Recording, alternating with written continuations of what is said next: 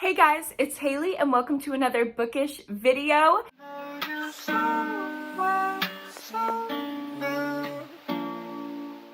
Today I'm going to be getting into my July TBR. That is every single book that I want to read in the month of July. I have quite a few books on this list, so let's go ahead and get into it. I want to start out with the new release thriller vlog that I'm going to be filming in July because that is what I'm most excited for. So many of my most anticipated releases of the entire year have come out just in the last month, so I'm going to be prioritizing all of them and vlogging all of them for you guys. Starting out with The Other Mistress by Shanora Williams. Shanora Williams wrote The Perfect Ruin, which is currently my favorite domestic thriller of the year, and this is her newest release. And this is another bitch, I'm gonna snatch your life thriller. Exactly what I love. And there's going to be a shit ton of rich people drama because we are following a self-made multi-millionaire woman, and everything in her life is perfect except she has found out that her husband is cheating on her with not one but two women. So she makes this ultimate plan to befriend them with a fake identity, play on her and her husband's vulnerabilities, and cause them to split up. To reclaim her happiness, she's going to enact this plan, and I can only imagine that it's going to go horribly wrong. I am so excited for the twists and turns this book is going to take. I think it's going to be so entertaining, as Shanora Williams books always are. Yay, so excited for this one. I also have for that vlog How I'll Kill You by Ren DeStefano. This is a release from earlier this year, but I've heard so much buzz about it, and it is my book club pick for the month of July. Well, actually, it's currently winning in the poll. I'm hoping it's gonna be my book club pick because I really want to read it, but it might not be. Something else might beat it out, but I'm holding out hope that she's going to stay strong and win. She was the underdog pick for me, but hopefully she wins the poll because this book sounds exactly like something that I would love. We're following a group of triplets, so 3 sisters, and I believe they're all like serial killers. Yes, identical triplets who have a nasty habit of killing their boyfriends. But what happens when the youngest commits their worst crime yet, falling in love with her mark? Make him want you, make him love you, make him dead. The fucked up family dynamics, the female serial killer POV, the feminine rage, the camp of it all. Like, I just feel like I'm going to love this book. I don't know how I cannot be obsessed with it just based on the synopsis. But if there's anything that's gonna beat out that book in my poll on my Patreon to be my book club pick of the month, it's going to be The Only One Left by Riley Sager, which is currently being shipped to my house as we speak. It is in the mail. I am tracking it like a mad woman. Either way, whether this one or How I'll Kill You is my book club pick, I'll be reading both of them in my new release thriller vlog. The only things that I know about The Only One Left is that it's getting really great reviews, and it is a gothic 90s thriller, and Riley Sager feels like he's going back to his roots. I've heard that it gives Lock Every Door, and I gave that one 5 stars. I don't want to know too much about the plot. I want to go in blind and just enjoy, since Riley Sager releases are usually my favorite of the year. So I'm kind of leaving it open, but that is definitely going to happen this month in July. And the last book I'll be including in that new release thriller vlog is All the Sinners Bleed by S.A. Cosby. This is another author that wrote one of my favorite books of the year, Blacktop Wasteland, and this is his new release. It sounds absolutely insane. A black sheriff, a serial killer, a small town ready to combust. Titus Crown is the first black sheriff in the history of Sharon County, Virginia. In recent decades, Sharon only has had 2 murders, but after years of working as an FBI agent, Titus knows better than anyone that while his hometown might seem like a land of moonshine, cornbread, and honeysuckle, secrets always fester under the surface. A year to the day after Titus's election, a school teacher is killed by a former student, and the student is fatally shot by his deputy. The secrets are now out on the open and ready to tear the town apart. As he investigates the shootings, he unearths terrible crimes and a serial killer who has been hiding in plain sight, haunting the town. And the serial killer may have connections to a local church. The commentary is going to be commentarying with the religious trauma of it all. I'm excited to see that connection.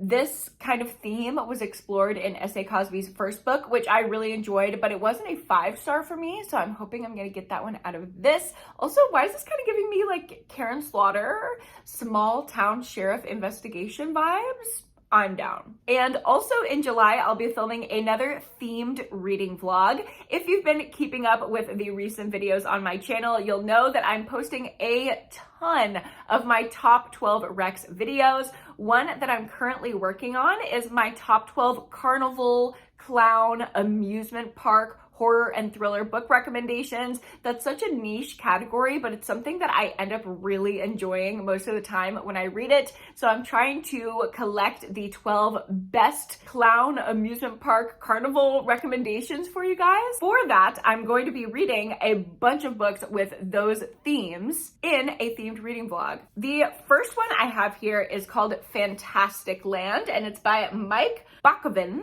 It says, get ready for a struggle for survival in the unlikeliest of places. Prepare to visit Fantastic Land, a theme park where fun is guaranteed. But when a hurricane ravages the Florida coast and isolates the park, the employees find it anything but fun.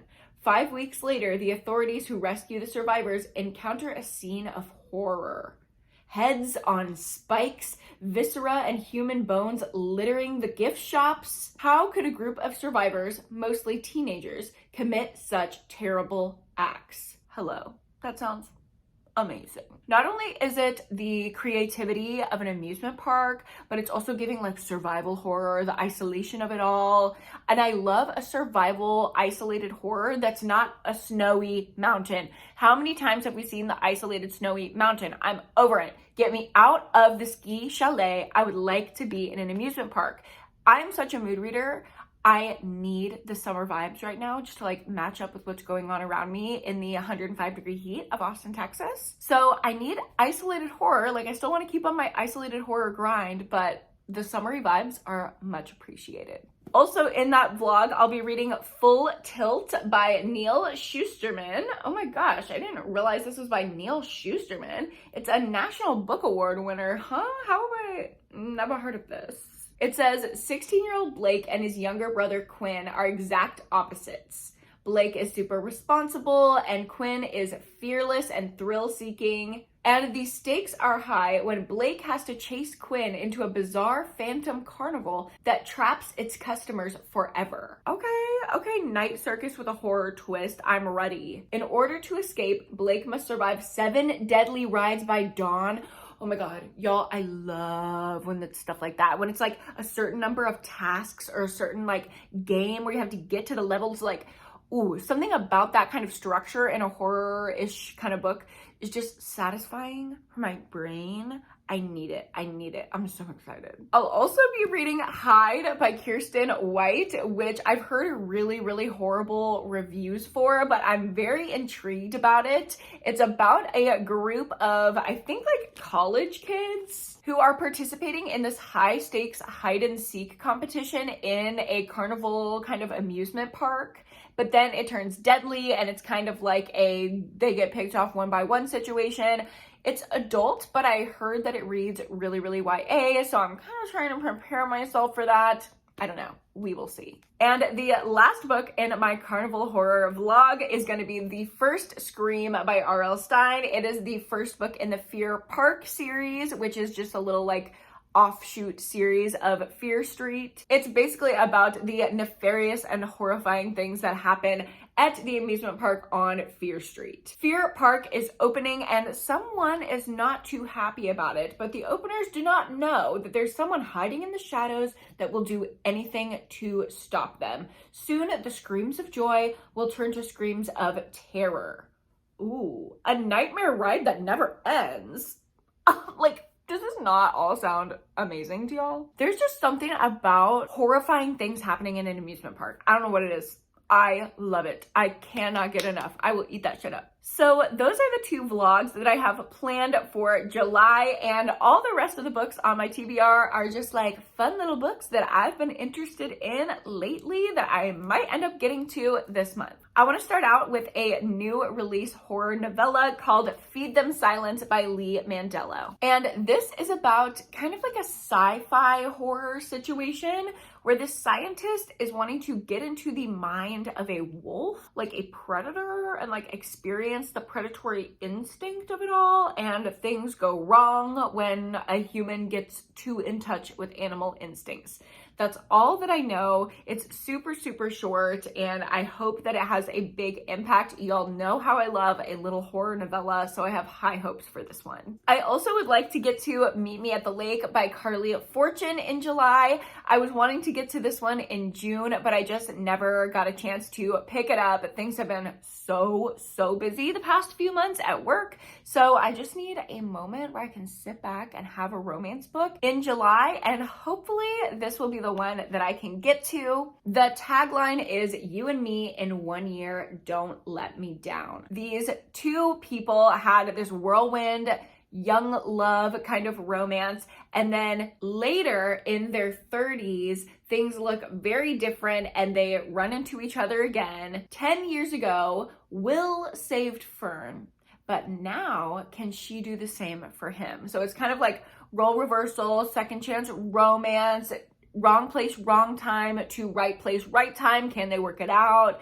It's going to be emotional. It's going to be summery. I hope I'm going to love it. And the other romance that I have on my TBR for this month is Love Theoretically by Ali Hazelwood. I absolutely love this cover because this literally looks like me and Cam. Like, I'm actually obsessed. And I have historically loved Ali Hazelwood, so excited to get to her new release. It says that we're following Elsie, who is a theoretical physicist, and she's an adjunct professor toiling away at labs teaching thermodynamics to students. But she also has another job by night. She is a fake girlfriend for people, which is crazy. So there's gonna be fake dating in here. And one guy that she fake dates for has a annoyingly attractive and arrogant older brother who turns out to be an experimental physicist who ruined her mentor's career.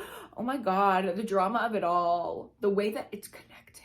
And she's ready for an all-out war of scholarly sabotage. But those long penetrating looks, not having to be anything other than her true self with him, will falling into an experimentalist orbit finally tempt her to put her most guarded theories on love into practice. Oh my God. So it's like hate to love, fake dating. Of course, the like academia setting's gonna be in there with all the STEMinist romance vibes. I'm excited for her. And I've been hearing really great things as well. Jumping back into thrillers, I have No One Saw a Thing by Andrea Mara.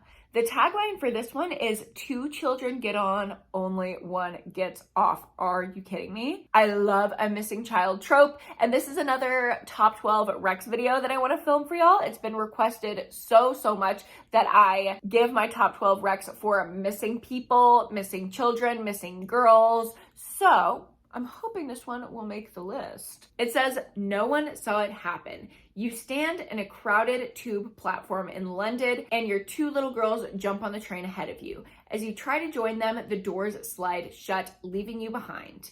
By the time you get to the next stop, you've convinced yourself everything will be fine, but soon you start to panic because there aren't two children waiting for you.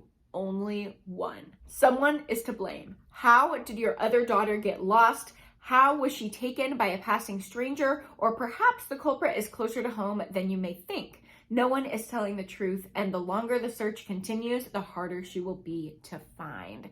This to me is giving Little Secrets by Jennifer Hillier, which I loved, so hopefully it works out for me. I also have You Can Trust Me by Wendy Hurd, and this is a summary thriller about toxic female friendships. Sounds exactly up my alley. Two best friends grift their way through the California elite until a scam goes awry. Summer and Leo would do anything for each other. Inspired by the way each has had to carve her place in a hostile, unforgiving world, and united by the call of the open road, they travel around sunny California in a tricked out Land Cruiser. It's not a glamorous life, but it gives them the freedom they crave from their painful pasts. But although they're free spirits, they do have bills to pay. Summer is a skilled pickpocket, small-time thief, and con artist. And Leo, determined to pay her own way, has learned a trick or two along the way. They catch in their crosshairs Michael Forrester, a self-made billionaire and philanthropist. They're going to win him over with their charm and hopefully be rewarded an invitation to his private island for a night of fabulous excess. Anticipating returning with photos that can be sold to the paparazzi and liquidated to keep them going for miles. Are you kidding me? 2 scamming queens scamming a billionaire, like, into California with their summer vibe? Like, what more could I need in a pool thriller book? Another one that I want to read by the pool is Carrie Soto is Back by Taylor Jenkins Reid. Isn't this just giving like laying in the sun, basking in the summer light vibes? Obviously, this follows Carrie Soto, who is this tennis champ, and for some reason she took a hiatus, something happened to her, and now she's back to try to win her title after 6 years in retirement, and watching her record broken by a brutal and stunning player, Nikki Chan. I've heard that this is lightly inspired by real events, like real tennis players. I'm not gonna say a name because I don't know enough about tennis to speak on it with any kind of authority, but there's like a coach dad scenario that feels very, very similar to like Venus, Serena, something like that. I heard somebody say that it was very similar to the movie that came out. And of course, it's just going to be like an emotional journey of it all, like Taylor Jenkins Reid books always are. So I am looking forward to this one. And I also have a couple summary books that are left over from previous TBRs that I just haven't gotten to and I want to prioritize in July. Never Coming Home by Kate Williams. This is another isolated thriller, but it brings the summer vibes. So all these people are isolated on an island. It's like exclusive. Only 10 elite influencers got the invitation to check out this unknown island. And as they're there doing the promotions of it all, they get picked off one by one by one. It sounds silly, fun, summery, and light. And it honestly sounds like a grown-up version of The Island by Natasha Preston, so hopefully this one works out better for me than that one did. And then I have The Honeys by Ryan LaSala, and this is like a summery, like summer camp type of horror, which is giving something like Heathers or Bunny. This little boy lost his sister, and to find out more about her death and what happened to her, he starts getting to know her former friends, who are like this group of girls that's like the Heathers, the Plastics, the Bunnies, that classic trope. And he gets sucked into their cultish orbit. Horrific and weird things apparently happen from there. And the last thing on my TBR is just like general extreme horror. I haven't read too much extreme horror lately, so I'm wanting to get back into it. Something about extreme horror is just not hitting for me at the moment. I'm not super enjoying any of the extreme horror that I'm picking up, so I'm gonna try to return to an old favorite. Obviously, Survivor is my all-time favorite extreme horror book, so I'm gonna pick up another one from J.F. Gonzalez, and that is Voyeur. It's about a girl who receives basically a snuff film in the mail, but the person in the snuff film is her mother. So basically the most traumatic thing that could ever happen to a human being. And then she teams up with someone else who had another horrifying thing happen to them, which is very vague. It doesn't describe it on the back of the book.